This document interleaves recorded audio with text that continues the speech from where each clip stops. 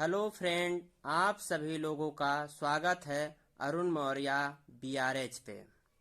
आज हम लोग पढ़ेंगे कक्षा 10 जीव विज्ञान चैप्टर नंबर 6 जैव प्रक्रम। तो इसका सबसे पहले हम अत लघुत्तरीय प्रश्न, फिर लघुत्तरीय प्रश्न, फिर दीर्घोत्तरीय प्रश्न, फिर बहुविकल्पीय प्रश्न पढ़ेंगे। तो आज हम प्रारंभ करने जा रहे हैं अत लघु उत्तरीय प्रश्न। अति लघु उत्तरीय प्रश्न में प्रश्न नंबर 1 है, कोई वस्तु सजीव है, इसका निर्धारण करने के लिए हम किस मापदंड का प्रयोग करेंगे। एक चीज समझिए, सजीव सजीव एक शब्द होता है निर्जीव। कोई व्यक्ति सजीव है तो इसका अभी तक कोई वैज्ञानिक परिभाषा नहीं दे पाया है कि लाइफ क्या है, सजीव क्या है। तो इसके कुछ लक्षण हैं। तो जब किसी चीज का परिभाषा नहीं होता तो उसको पहचानने के लिए हम लक्षण का प्रयोग करते हैं। तो अगर पूछा जाए कि सजीव को जानने के लिए हम क्या करते हैं, तो लक्षण का प्रयोग किया गया। तो वही चीज यहां पर लिखा है कि कोई वस्तु सजीव है, इसका निर्धारण करने के लिए हम सजीवों के लक्षण मापदंड का प्रयोग करते हैं। अच्छा बात आई, लक्षण क्या होता है? जैसे वृद्धि करना, सजीव वृद्धि करता है, निर्जीव में वृद्धि नहीं होता। हाँ, वृद्धि होता है, लेकिन सजीव में वृद्धि जो होता है वो कैसे होता है? इंटरनल वृद्धि होता है। जिसे मान लो कोई व्यक्ति है तो वो जब वृद्धि कर रहा है, जब छोटा बच्चा था, आज वो नवयुवक हो गया तो वृद्धि किया, तो उसकी इंटरनल वृद्धि हुई। निर्जीव में वृद्धि होती है, एक्सटर्नल होती है। जिसे मान के चलते हैं कहीं पर आंधी चली, धूल के कण आकर के जम गए, तो वो एक्सटर्नल है, मतलब बाहरी है। ठीक है। फिर प्रजनन, सजीव प्रजनन कर सकते हैं, निर्जीव प्रजनन नहीं कर सकते हैं। सजीव में उपापचय क्रिया पाई जाती है, निर्जीव में उपापचय क्रिया नहीं पाई जाती है। ये सारे लक्षण जो होते हैं, तो लक्षण के आधार पर हम सजीव का पता लगाएंगे।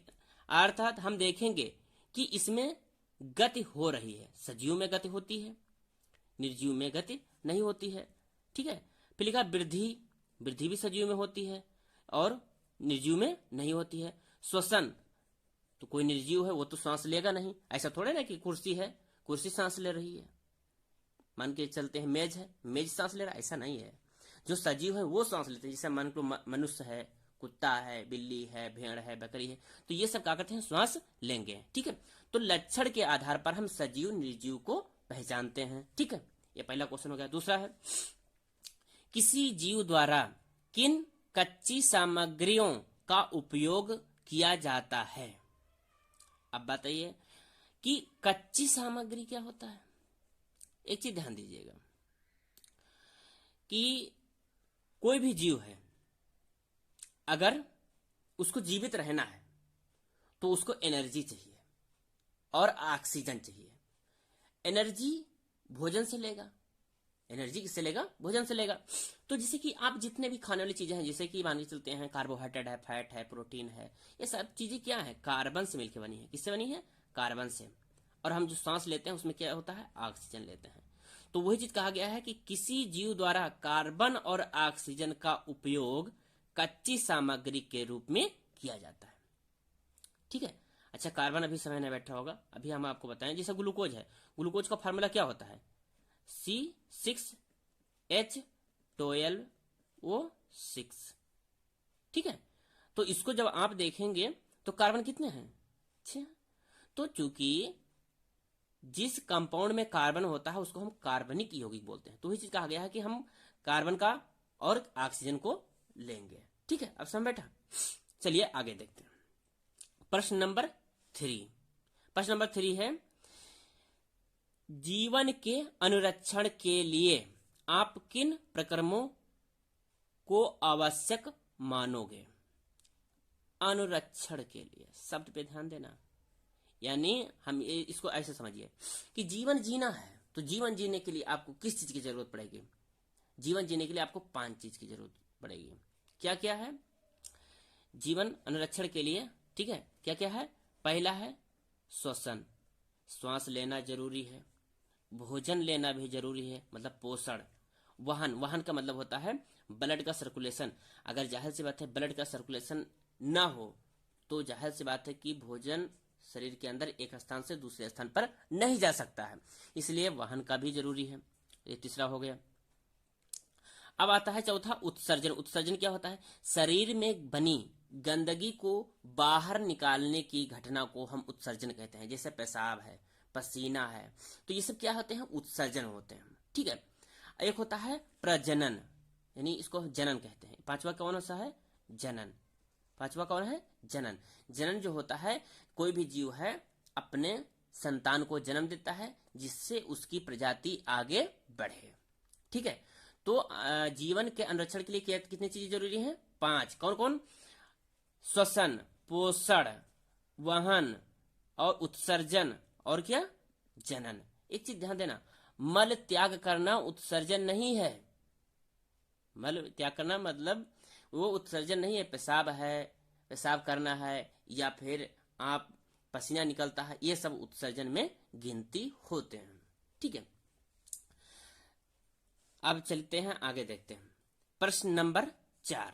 प्रश्न नंबर जो हम 4 की बात करते हैं कि प्रकाश संश्लेषण के लिए आवश्यक कच्ची सामग्री पौधा कहां से प्राप्त करता है? अरे भैया, इसमें सोचने वाली कौन सी बात है? प्रकाश संश्लेषण कक्षा 9 से पढ़ते चले आ रहे हैं। प्रकाश संश्लेषण ये क्या है? ये होता है हरी पत्तियों में। किसमें होता है? हरी पत्तियों में। पौधे क्या करते हैं? भोजन बनाते हैं। जब पौधे भोजन बनाते हैं तो एक चीज ध्यान दीजिए, प्रकाश संश्लेषण के लिए जाहिर सी बात है कि पौधे क्या करते हैं? CO2 लेते हैं। क्या लेते हैं? CO2 यानी कार्बन डाइऑक्साइड। कहां से लेते हैं? एटमॉस्फेयर से। सूर्य का प्रकाश यानी लाइट कहां से लेते हैं? सूर्य के प्रकाश से। जल कहां से लेंगे? जमीन से। और कुछ खनिज पदार्थ। देखिए यहां पर लिखा है कि पौधे प्रकाश संश्लेषण के लिए आवश्यक, जैसे कार्बन डाइऑक्साइड है, उसको कहां से ले रहे हैं? हवा से ले रहे हैं। प्रकाश कहां से ले रहे हैं? सूर्य से ले रहे हैं। और जल तथा खनिज, खनिज मतलब होता है कि जिसे आप समझ लीजिए सोडियम पोटेशियम हो गया, कैल्शियम हो गया, ये सब मतलब जैसे जो मतलब चीजें होती हैं, मिनरल्स होते हैं, वो सभी क्या कहते हैं? खनिज पदार्थ। ठीक है, को मृदा से प्राप्त करते हैं। मृदा मतलब होता है माटी से हम प्राप्त करते हैं। ठीक है, यहां तक समझ में बैठा? आगे चलते हैं। प्रश्न नंबर चलते हैं 5। लिखा प्रकाश संश्लेषण। प्रकाश संश्लेषण किसे कहते हैं?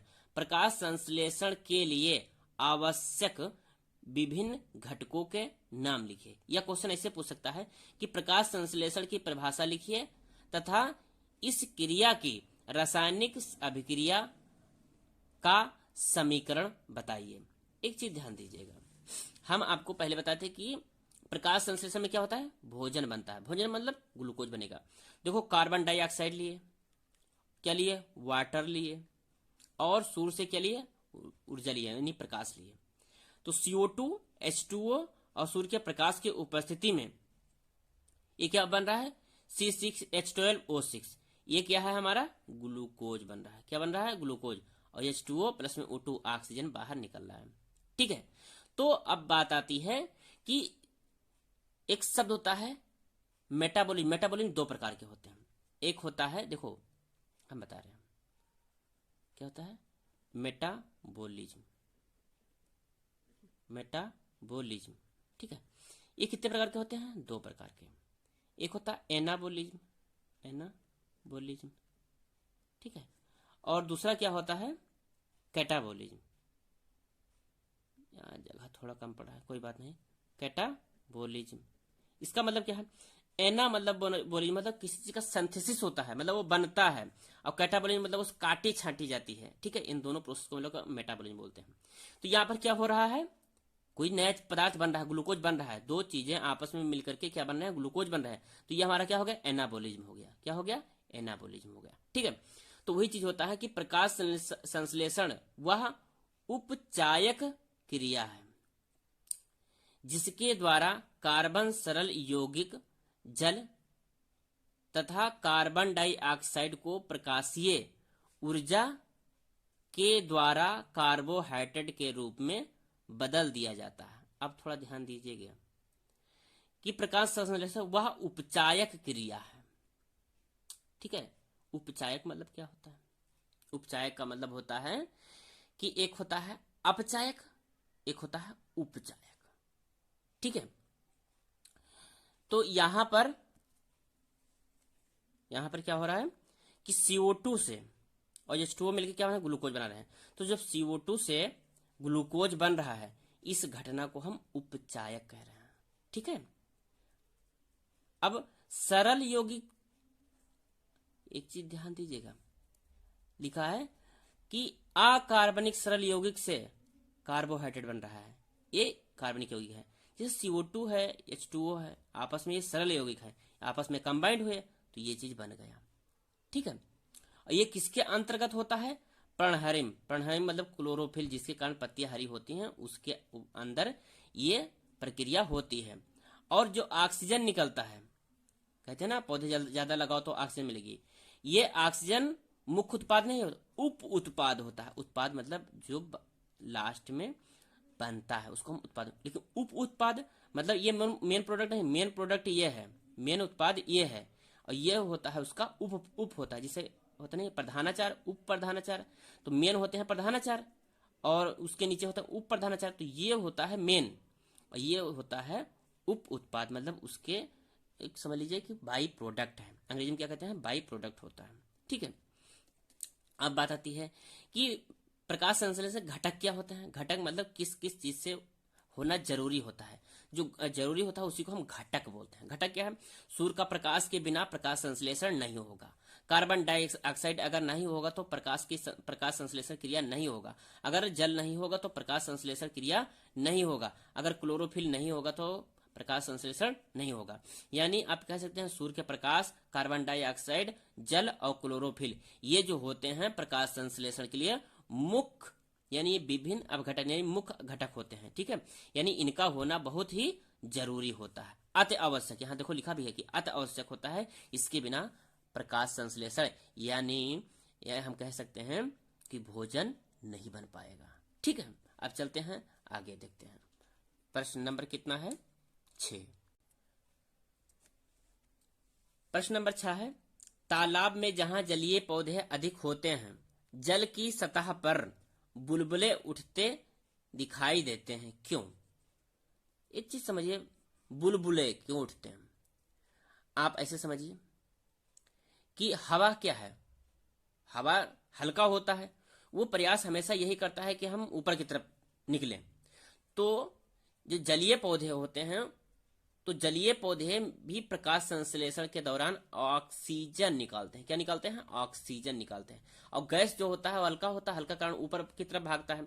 तो जब पानी के नीचे मान के चलते हैं ऑक्सीजन बना, ऑक्सीजन ऊपर की तरफ आएगा ना, तो ऊपर की तरफ जैसे बाहर निकलता है, इसी के कारण वो बुलबुला बाहर की तरफ। यहाँ देखिए लिखा है कि ऑक्सीजन गैस छोड़ते हैं, यही ऑक्सीजन गैस, कौन? ऑक्सीजन गैस बुलबुले के रूप में बाहर जल की सतह पर उठते दिखाई देते हैं। समझ बैठे कि नहीं बैठा?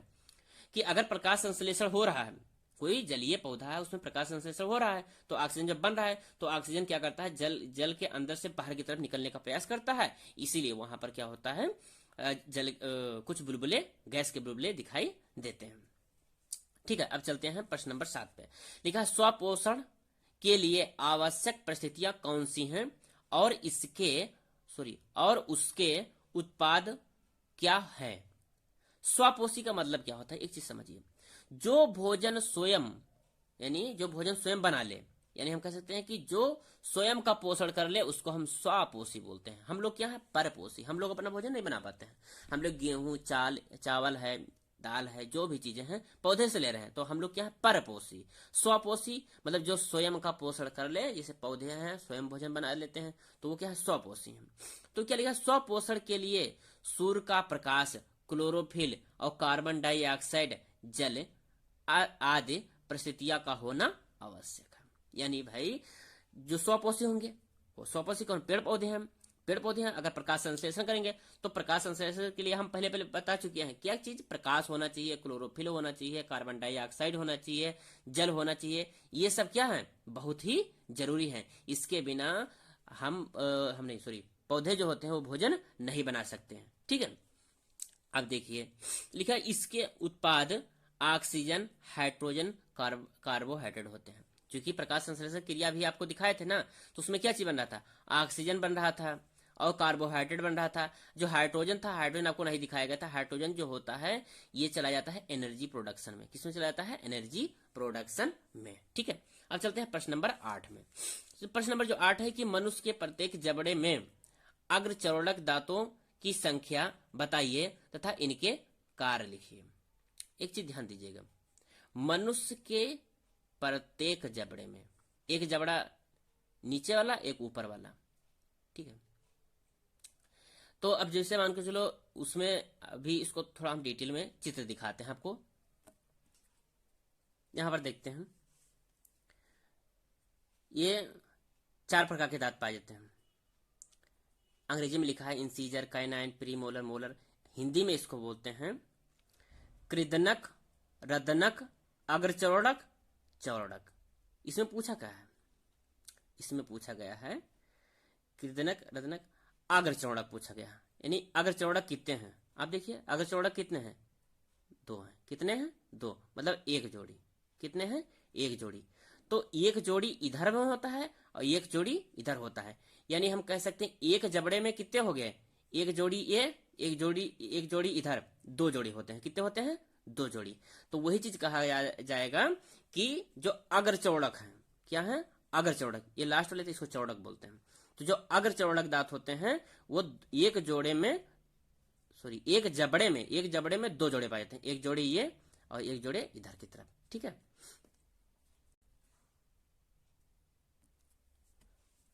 ठीक है। अब यहां देखिए तो प्रत्येक जबड़े में अग्रचौड़क दांत, क्या चीज, अग्रचौड़क दांतों की संख्या 2 जोड़े होते हैं। ये भोजन को कुचलने तथा चबाने का कार्य करते हैं। ठीक है, अग्रचौड़क हम जब आगे पढ़ाएंगे डाइजेशन, तब वहां पर हम इसको फुल डिटेल में पढ़ाएंगे। यहां पर शॉर्टकट समझ लीजिए। ठीक है, अब देखिए प्रश्न नंबर 9 पे है आहार नली के विभिन्न भागों के नाम लिखिए। तो विभिन्न भाग कौन कौन है, पहला है मुख, या इसको बोलते हैं मुख गुहा। फिर क्या होता है, ग्रसनी, फिर ग्रास नली, फिर क्या होता है, आमाशय, फिर क्या होता है, आंत। ठीक है, इसको थोड़ा हम चित्र के द्वारा समझा रहे हैं। यहां पर थोड़ा ध्यान दीजिएगा, ये जो है ये मुंह के अंदर का जो ये बक्कल कैविटी होता है इसी को मुख गुहा बोला जाता है। क्या बोलते हैं, मुख गुहा। ठीक है, यहाँ देखिए ये जो मुंह लिखा हुआ है इसके अंदर जो जगह होता है उसको मुख गुहा बोलते हैं।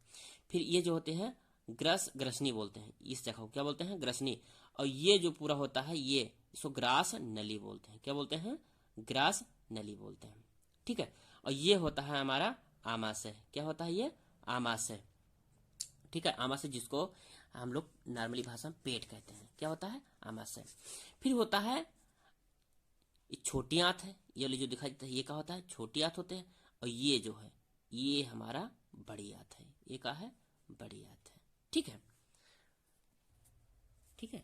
अब यहां देखिए मुख गुहा देखिए आप, वहां ग्रसनी भी दिखाया आपको, ग्रासनली भी दिखाया, आमाशय जिसको पेट कहते हैं, और फिर क्या है, आंत। क्योंकि आंत छोटी आंत होती है, बड़ी आंत होती है। ठीक है, छोटी आंत को बोलते हैं क्षुद्रांत। क्या बोलते हैं, क्षुद्रांत। अब देखते हैं प्रश्न नंबर 10। प्रश्न नंबर 10 पे चलते हैं। प्रश्न नंबर 10 में दिया गया है कि हमारे आमाशय में, आमाशय जिसको पेट बोलते हैं, आमाशय में अम्ल की भूमिका क्या होती है, या हमारे पाचन में अम्ल की भूमिका क्या है, वर्णन कीजिए। अब थोड़ा यहाँ पर हम आपको समझा दें अम्ल का फायदा क्या है हमारे आमाशय में।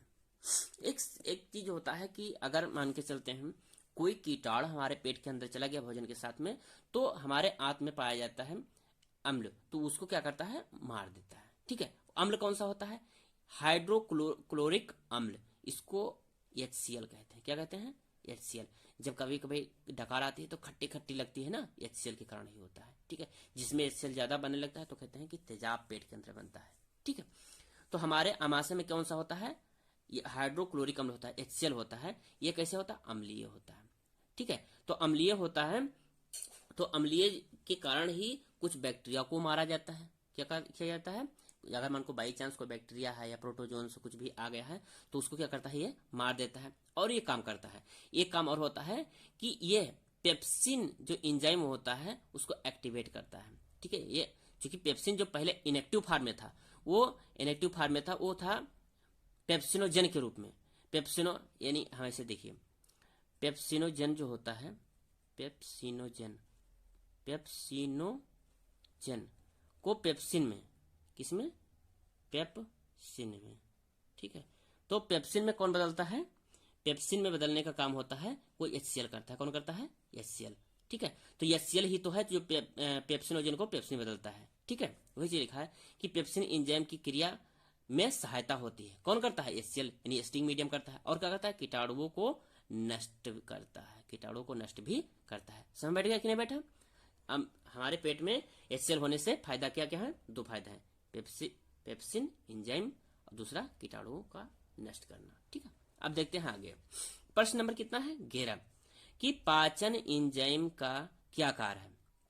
तो पाचन जो एंजाइम होता है, तो पाचन एंजाइम प्रोटीन को अमीनो अम्ल, प्रोटीन को किसमें, प्रोटीन को अमीनो अम्ल, कार्बोहाइड्रेट को ग्लूकोज में तथा वसा को वसीय अम्ल तथा ग्लिसरॉल में परिवर्तित करते हैं। इसका एक चीज ध्यान दीजिएगा, जो पाचन एंजाइम होते हैं, एंजाइम का काम होता है किसी चीज को, बड़े चीज को छोटे चीज में तोड़ना, बड़े चीज को छोटे चीज में तोड़ना। तो प्रोटीन एक बड़ा शब्द है, प्रोटीन को किसमें तोड़ देते हैं, अमीनो अम्ल में।